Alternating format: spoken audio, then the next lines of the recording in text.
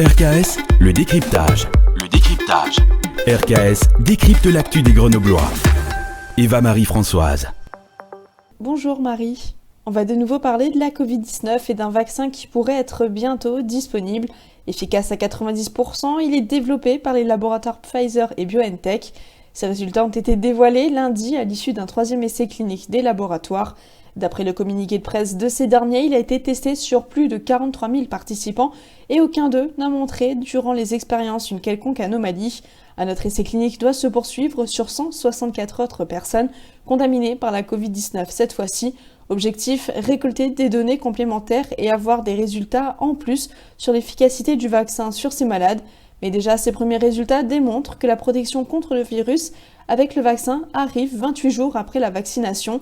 Le pourcentage de réussite du vaccin varie, d'où son chiffre 90%. Ainsi, sur 10 personnes exposées, seules 9 ont été protégées. Pfizer et BioNTech vont exposer leurs avancées et leurs résultats aux autorités compétentes du monde entier. Ils précisent dans leur annonce que pour eux, c'est un grand jour pour la science et l'humanité. Et cet essai en phase 3 montre que les chercheurs de ces laboratoires se rapprochent de l'objectif d'après le PDG de Pfizer. Il aura fallu 10 mois de recherche pour arriver à ces résultats, mais ils sont tout de même à prendre avec des pincettes. Une grande majorité des Français se dit sceptique face à l'arrivée rapide de ce vaccin, car en effet, d'après un article du média Le Devoir, l'élaboration d'un vaccin s'échelonne sur 10 à 15 ans. Celui contre Ebola s'est développé en 5 ans. D'autres problèmes se posent également dans cette course au vaccin et à son efficacité, celle de sa distribution et la logistique qui l'entoure. Il doit être conservé à moins 70 degrés selon les laboratoires.